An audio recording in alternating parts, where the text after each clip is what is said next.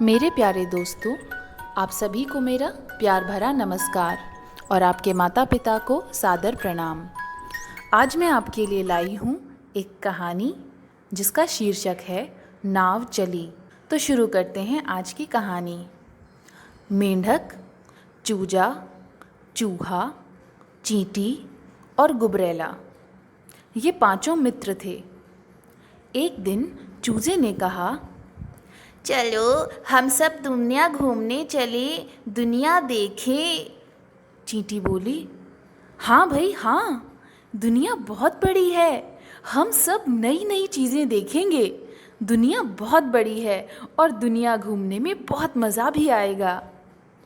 सब चल पड़े। चलते चलते एक झील के किनारे पहुँचे। झील को देखकर गुबरैला ने पूछा, अब हम आगे कैसे जाएंगे? अब हम आगे कैसे जाएंगे?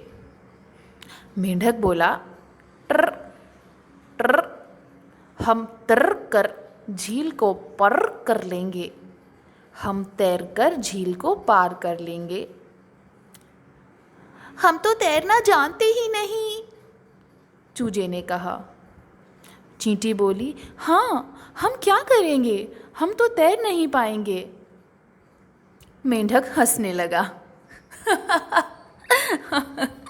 और बोला, ट्र ट्र ट्र, तुम्हें तैरना नहीं आता तो अपने घर लौट जाओ। ट्र ट्र ट्र। और ये कहकर मेंढक फिर जोर जोर से हंसा और पानी में कूद गया अपने घर चले जाओ छपाक। और वो पानी में कूदकर तैरकर चला गया। उन चारों को बहुत बुरा लगा। कौन चार? चूजा, चूहा, चींटी और गुबरैला। इन चारों को बहुत बुरा लगा। वे झील पार करने की तरकीब सोचने लगे। अंत में उन्होंने एक उपाय खोज लिया। चूहा दौड़कर गया और अखरोट का छिलका ले आया। चूजा एक पत्ता ले आया। चींटी एक सरकंडा उठा लाई। गुबरैला बहुत देर बाद आया। वो अपने साथ लाया था एक लंबा सा धागा। चारों ने मिलकर नाव बनाना शुरू किया। उन्होंने सरकंडे को अखरोट के छिलके के अंदर फंसा दिया। उसमें धागे से पत्ती को पाल की तरह बांध दिया। कुछ ही समय में उनकी सुंदर सी छोटी सी नाव तैयार हो गई। नाव बन गई। चींटी बोली, अब हम झील को पार कर लेंगे। उन्होंने अपनी नाव को पानी में उतारा और उस पर बैठ गए।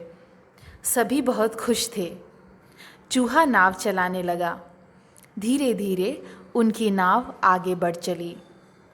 धीरे धीरे उनकी नाव आगे बढ़ चली और उन्होंने मिलकर झील को पार कर लिया।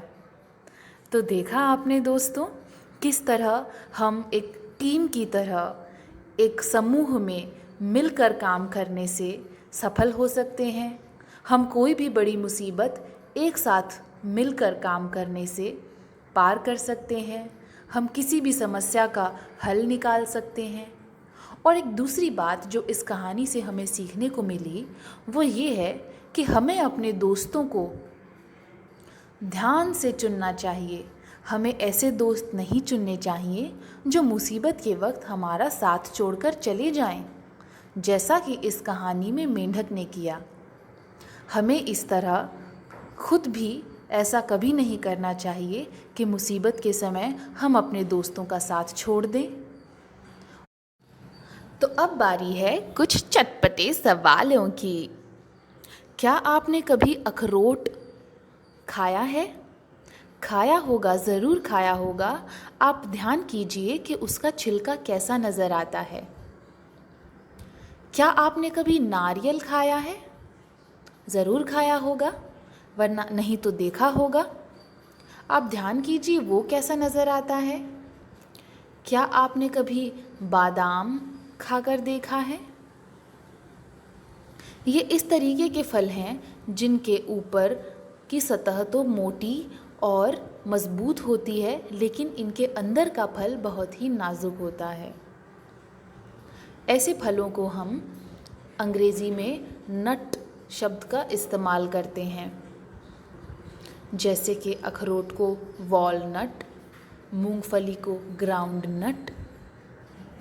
चलिए अब मैं आपको हमेशा की तरह कुछ शब्द देती हूँ जो आपको सुनकर अपनी कॉपी में लिखने होंगे। तो लिखिए मेंढक, मेंढक, मेंढक, चींटी, चींटी, चींटी, गुबरैला, गुबरैला, गुबरैला। चलिए ये बताएंगे कि गुबरैला होता क्या है? क्या आपने कभी गुबरैला को देखा है? मैं बताती हूँ। गोबर में रहने वाले बहुत सारे जीव जंतु होते हैं, छोटे छोटे, जो बहुत बार हमें अपनी आँखों से नज़र नहीं आते या फिर ध्यान देने पर नज़र आते हैं। चलिए अगला शब्द लिखते हैं नाव, नाव, नाव। तैरना, तैरना, तैरना। कूद, कूद, कूद। उपाय, उपाय, उपाय। मिलकर, मिलकर। अखरोट, अखरोट, अखरोट। सरकंडा, सरकंडा, सरकंडा। धागा, धागा, धागा।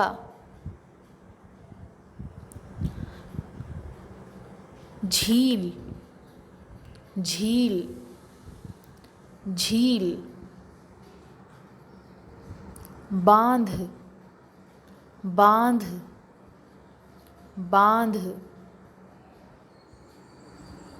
तो अब बारी है कुछ छोटे छोटे चटपटे सवालों की। आप ध्यान दीजिए कि कहानी में हमारे पास कौन कौन दोस्त थे। मैं तीन लोगों के नाम मैं आपको बताऊंगी, बाकी के 2 नाम आप बताएंगे।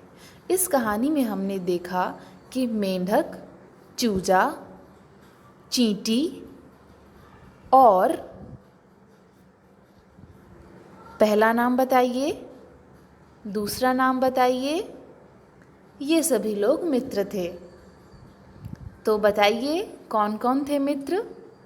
मेंढक, चूजा, चींटी और चूहा और गुबरैला।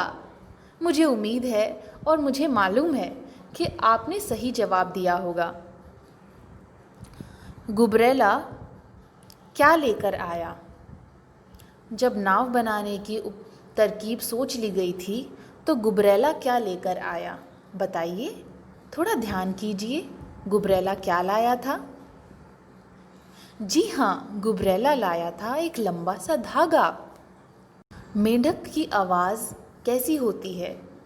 ज़रा ध्यान कीजिए, मेंढक की आवाज़ सुनने में कैसी लगती है? बिल्कुल ठीक, मेंढक टर्र टर्र करके टर्राता है और मेंढक की आवाज़ को हिंदी भाषा में लिखते समय टर्राना ही लिखा जाता है। टर्राना, मेंढक टर्राता है। इसी प्रकार हम देखते हैं कि और जानवरों की आवाज़ें कैसी होती हैं या उन्हें क्या बुलाते हैं। कुछ उदाहरण मैं आपको देती हूँ, बाकी आप अपने आसपास देखिएगा। जैसे कि कुत्ता भौंकता है, हाथी चिंघाड़ता है। तो अब आप अपने आसपास या जंगली जानवर जिनको आप जानते हैं उनमें से 5 नाम लिख लीजिए और उन जानवरों की आवाज़ को क्या कहा जाता है, बोलचाल की भाषा में या लिखने में क्या लिखा जाता है, ये आप अपने बड़ों से पता कीजिए और अपनी कॉपी में लिख डालिए। जाते जाते एक छोटी सी कविता आप भी साथ गाइए। नाव चली रे नाव चली, नाव चली रे नाव चली, लगती कितनी भली भली, लगती कितनी भली भली, छपक छपक कर चलती जाए, छपक छपक कर चलती जाए, इस पर मेरी मौसी आए। तो दोस्तों मिलते हैं अगली कहानी में, तब तक के लिए नमस्कार।